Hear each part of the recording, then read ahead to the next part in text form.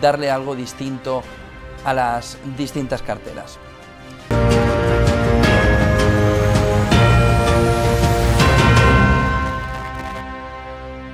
Tenemos ahora con nosotros a José María Oquín, catedrático de Economía de la Universidad Pablo de Olavide. José María, buenos días. ¿Qué tal? Buenos días. Espero que ya se haya resuelto los problemas, ¿no? Sí, hemos vivido o estamos viviendo ahora una situación en la que se empieza a mirar sobre cómo puede ir ese alza fiscal tras lo que estamos viendo en Reino Unido a partir de 2023. Una primera reflexión sobre lo que propuso ayer Sunak, su ministro de Hacienda, y cómo puede eso ir yéndose o ir viéndose en otros países aquí en Europa. Bueno, yo creo que aquí hay dos cuestiones que tenemos que diferenciar, ¿no? Lo que es el entorno europeo, ¿no? Que nos hemos endeudado todos muchísimo para afrontar esta crisis. Ese nos va a dejar una deuda alta y eso al final, pues de una manera u otra hay que afrontarlo, ¿no? Sobre todo por los equilibrios fiscales, ¿no? Aunque tenemos un poco de libertad 2023 y no nos van a, digamos, a ajustar muy rápidamente, yo creo que esta vez el ajuste va a ser más lento. Y entonces para hacer ese ajuste o vas a reducir gastos o vas a incrementar los impuestos, ¿no? Y esto me parece a mí que va a ser generalizado. Pero además en España hay otro problema que se nos ha pasado un poco así como de lado, ¿no? Y es que de una manera silenciosa vamos a pasar de tener un control por parte del gobierno en forma de gasto de un 42% del PIB a un 48%. Entonces nos vamos a situar en los países en los que el Estado controla, gasta más. Y si controlas y gastas más, pues vas a tener que recaudar más impuestos, ¿no? O sea que esto es algo que se nos viene encima, ¿no? Yo creo que nos vienen años de subidas de impuestos, después tendremos que reducir gastos, pero los gobiernos ahora, es que si reduces gastos tienes que reducir pensiones, educación y sanidad, ¿no? Es lo único que de verdad es eficiente, ¿no? A la hora de hacerlo, ¿no? Entonces los tiempos, yo creo que vienen tiempos de subidas de impuestos y tiempos complicados. ¿No tendría ¿No más tendría? sentido hacer lo contrario? Hacer una bajada fuerte de impuestos que potencie el consumo y que permita una mayor recaudación, o esa receta aquí ya no puede funcionar por el alto endeudamiento y el movimiento de la inflación. La curva del Laffer está ahí, ¿no? Este economista, ¿no? Que escribió la curva y que decía que cuanto menos impuestos pagáramos, más íbamos a recaudar, ¿no? Esto no se ha contrastado de una forma clara, ¿no? A lo mejor en algún país puede haber un momento en que se haya dado, ¿no?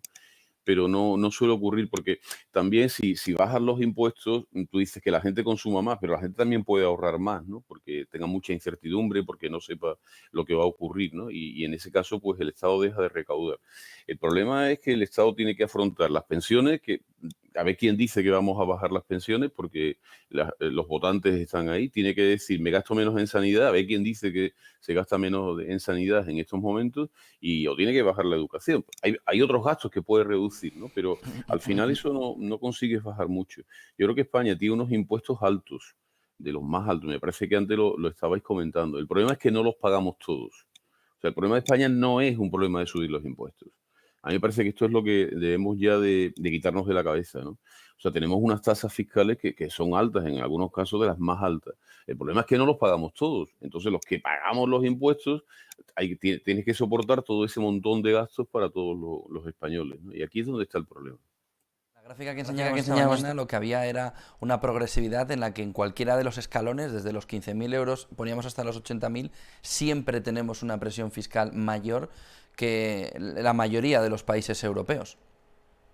Sí, sí, ya digo que las tasas impositivas son muy altas, pero porque al final dice, necesito recaudar más, ¿no? Y lo que hace es que suben los impuestos. Entonces, los que pagan los impuestos cada vez están más asfixiados.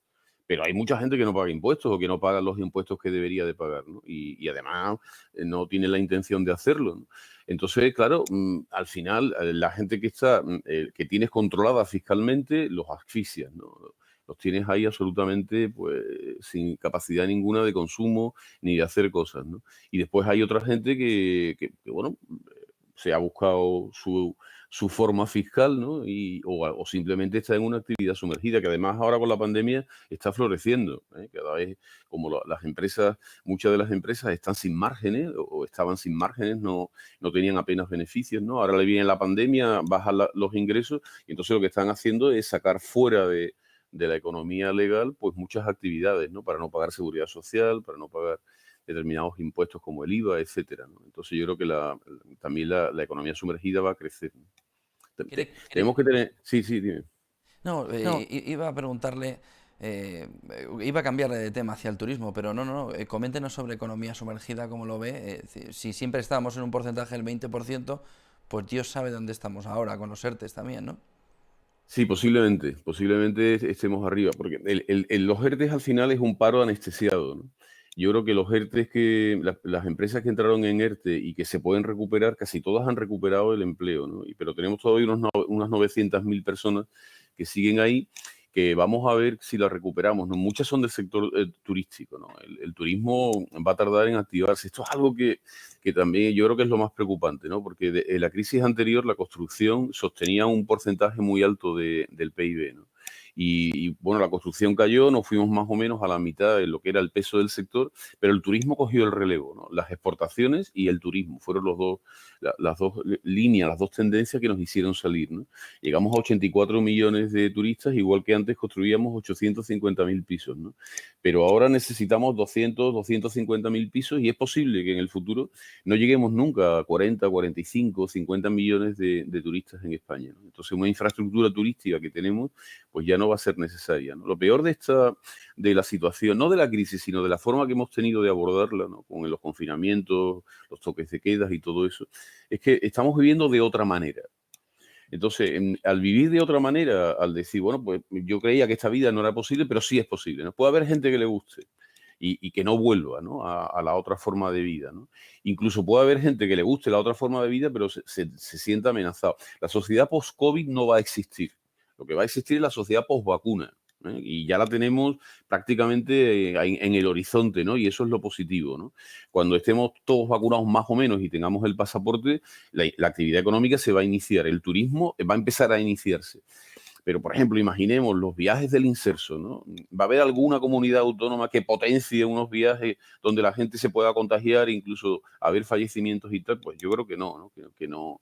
Entonces, las personas mayores y tal, a las que le afecta tanto el virus, no van a viajar como viajaban antes. Entonces, ahí está el cambio de comportamiento, ¿no? Y lo que tenemos que entender, sobre todo los que critican tanto la economía, ¿no?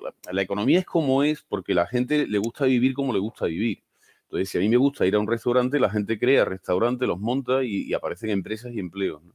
Pero si a mí no me gusta ahora de pronto salir tanto a los restaurantes y tal, pues los restaurantes cierran y voy a hacer otra actividad. Si yo antes compraba en la tienda de la esquina porque me gustaba y tal, y ahora compro por internet, pues compro por internet. Pero claro, cada vez que estoy comprando en Amazon, estoy haciendo una importación, ¿eh? Esto es lo que tenemos que entender. Estoy trayendo productos de otros países fabricados en otro sitio y la demanda agregada está allí, no está en España, ¿no? Entonces, este es el cambio, ¿no? Y muchas empresas que además no habían hecho esos cambios a la economía digital, ¿no? Como todo el mundo aventuraba, iban muy lentas. Ahora de pronto se tienen que meter a toda velocidad y muchas no tienen capacidad para hacerlo. Por eso el tema de la gente que está en los ERTES y tal es un empleo que en algunas ocasiones se va a recuperar y en otros no. Yo cuando empezó esto siempre pensé que íbamos a ir a 5 millones de parados, ¿no? Entonces lo hemos anestesiado, ahora mismo tenemos 4 millones de parados y 900.000 personas todavía en el ERTE, ¿no? Que son los 5 millones de parados a los que vamos, ¿no? La economía española necesita más empresas, necesita empresas más grandes, necesita crear empleo. Ahí está la clave, no está en otros sitios, ¿no? Entonces a ver si focalizamos un poco el tema ahí. Dice don José María, para conseguir esas empresas más grandes, más fuertes, ¿qué se puede hacer? Pues no parece tampoco que se esté haciendo mucho al respecto.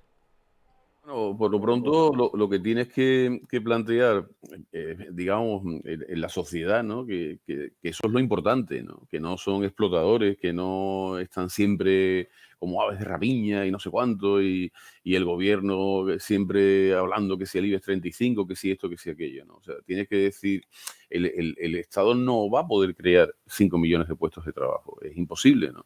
Y aunque algunos quizás lo pretendan, no sé, a lo mejor una parte del gobierno, ¿no? Entonces lo que necesitamos es los proyectos de expansión que tienen las empresas grandes, ir a que sean más grandes. Después tenemos que facilitar que las empresas crezcan, ¿no? Tenemos algunas limitaciones, por ejemplo, el tema de los 50 trabajadores, ¿no? Donde ya pues aparecen una serie de complicaciones sindicales, ¿no? Y las empresas llegan hasta los 49, y los 49 se quedan ahí, no quieren seguir creciendo porque ya entran en una serie de complicaciones. Eso lo tenemos que ir eliminando, toda una serie de trabas, ¿no? Y después hay otra cuestión más, todas las startups que están saliendo, que están surgiendo muchas empresas tecnológicas, ¿no? Que son empresas pequeñas y que están tirando. Yo creo que eso tenemos que apoyarlo. El sector que va a coger el relevo del turismo, ¿cuál va a ser? No lo sabemos, pero lo que está claro es que hace falta una transformación digital y que se está produciendo en muchas empresas, pero tiene que ir a más, ¿no? Porque la sociedad está cambiando, ¿no? Pero, no sé, es muy complicado. Yo no le veo una salida fácil, ¿no? Ni en los fondos de la Next Generation, que va a ser un incentivo, ¿no? Y que muchas empresas van a presentar proyectos, ¿no? En una especie de holding con muchas más, que va a tirar de ellas, ¿no? Pero creo que en el camino se va a quedar una parte del tejido productivo español muy importante, de pequeñas empresas localizadas en pequeñas ciudades, ¿no?